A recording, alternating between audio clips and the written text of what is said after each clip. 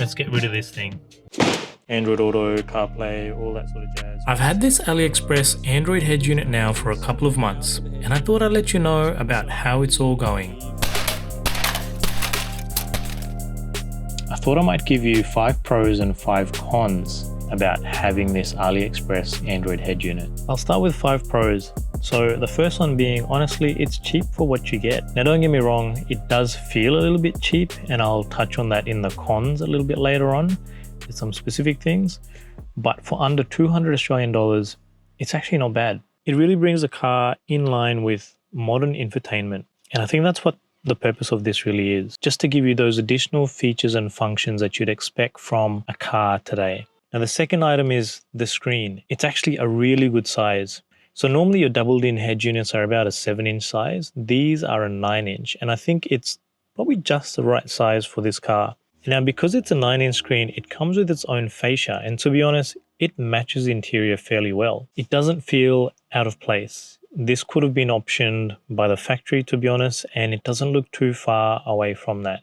The only thing I'll say is that these were made for the Toyota Rays, which is the Chinese version, and the Chinese have their steering wheel on the left-hand side. So a lot of these controls are more driver focused for that market.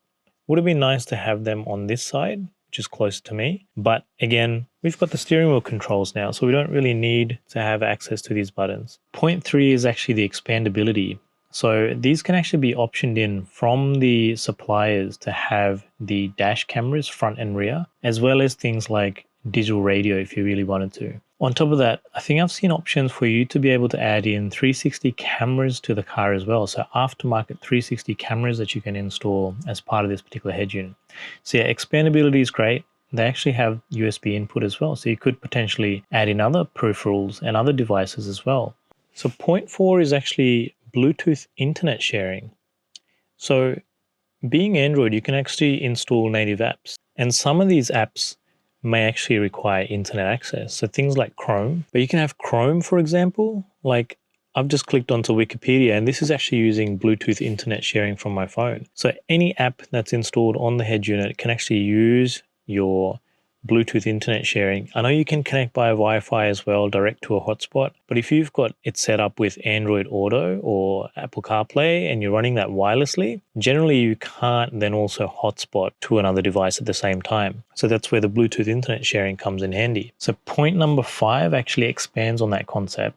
Now the fact that it's actually Android, you can actually have endless possibilities on how you want to expand the function of this head unit. So you can actually go into the Google Play Store and install any of the apps that are actually compatible with most tablet type devices. So as you can see, the customization of this is actually pretty cool. You can do some very cool, spicy things with it if you really wanted to. If you had an aftermarket computer in your car, for example, you could be changing your tunes by the click or press of a button on the screen. Could be flicking on and off relays. Could be doing all sorts of cool stuff, and you can basically program your own applications for Android and sideload it onto your head unit. That's pretty cool. So yeah, the opportunities with this is endless.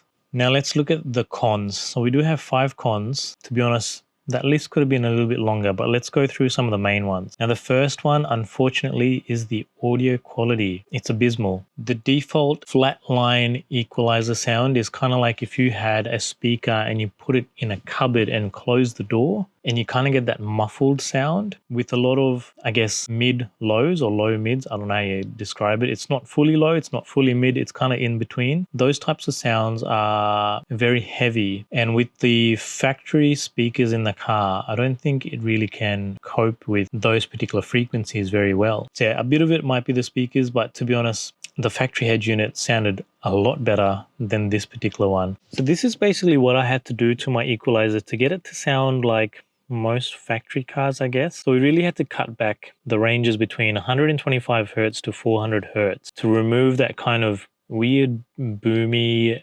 mid-low range bass. But we let it sort of go up towards the more sort of, I guess you could call it subsonic type of sounds. So it does get a little bit of deeper bass that you would prefer, but it cuts out a lot of that weird boomy stuff in the middle. I really had to push up the mids and the highs as well to get a bit of clarity out of it. Again, some of it's probably just the factory speakers not being so great, but yeah, that's kind of where it's sitting. So this is the equalizer. It does have an ASP as well, which I've had to drop the 250 hertz just down a little bit to help with getting the right sound out of the car. I will mention it does have a subwoofer function. I'm not sure if this actually controls any of the subwoofer RCA out volume, because when you actually adjust this, it's sending out different levels of bass to the rest of the speakers in the car, which is really weird. Generally, you'd expect this to be the subwoofer out level, but it's not. Across to the surround tab, now I've got surround off because it sounds really weird when it is on. However, I've got loudness on, which helps produce a little bit more of a crisper sound that I'm used to. Now onto the second con, the volume. It's really weird, and I think, to be honest, it's to do with the amplifier, and I think it's to do with the low quality of the amplifier potentially in the head unit. So when you're on level 0, obviously is completely off. When you're on level 1 volume, often I found that the volume was still a little bit too high. And you can notice this a lot when you're running any Bluetooth audio. You can't really notice it when you're running the built-in radio, but on Bluetooth audio, it seems like it's too high. Like I wish there was another 2 or 3 levels between 0 and 1, so you can get it down just a little bit more. And again, I think this kind of plays into the whole issue with what I mentioned before, the audio quality, because when you've got volume, say volume 1 till about somewhere around 20, has that really muffled sound, but you do get really boomy bass. Anything above 20 essentially holds the bass at the same volume, but lifts the mids and the highs. This works pretty good when it comes to premium Toyota head units. So this happens in most Crowns that have, you know, the multi-speaker audio. And it works pretty good because what it tries to do is hold the bass and keeps the rest of the audio sounding pretty crisp, even though you've turned the volume up. It doesn't work quite well here. I think this was like a Temu version of that. So I guess just on those two parts, if you are an audiophile, avoid this head unit, or, you know, consider your options properly before you come to any AliExpress head unit. So point number 3 is there's actually heaps of different variations of this exact same looking head unit and fascia kit. They come in different hardware and software versions, and different suppliers will sell different versions. So you might have bought this particular head unit and got one experience, but your friend might have bought another listing that looked exactly the same with the same specs, but they get a different experience because they might have different hardware and different software that the different suppliers are selling.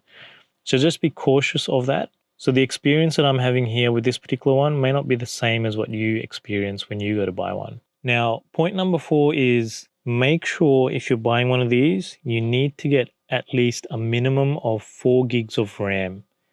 Anything lower than that, so I think they sell a 2 gig version, it's almost near useless. And to be honest, the 4 gigs might be on the edge. You often do find that it does have quite a bit of lag, so just be cautious of that. If you can get a version that has more than 4 gigs of RAM, I would probably opt for that. It may not be at the same price point, and you may need to consider your options at that point. It's worth it when it's under 200 for the experience I'm getting, but if you're spending more than 200, at that point, I'm not sure if it's worth it. But yeah, avoid the 2 gigabyte RAM option altogether. Just don't touch it. Finally, number 5 for the cons, the call quality is subpar. I find myself having to talk pretty loud when I'm on a phone call in the car.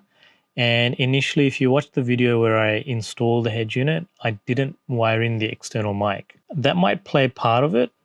And to be honest, I haven't done enough testing after I've wired in the external mic, which I have sitting up here now. So I haven't done enough testing with the external mic, but I think it's kind of the same where I'm having to talk a little bit louder than what I'm used to. So that's something to keep in mind. The call quality, I've been told, also sounds a little bit muffled as well. So yeah, just remember that. If you use it for a lot of phone calls, just be prepared for it to not be the best audio quality. You do find you have to turn the speakers quite up as well to hear the other person. Also, one really weird thing, this is probably a bug, but when you hang up from a call, I think it may drop the Bluetooth audio profile, because you know how there's Bluetooth audio and Bluetooth phone calling.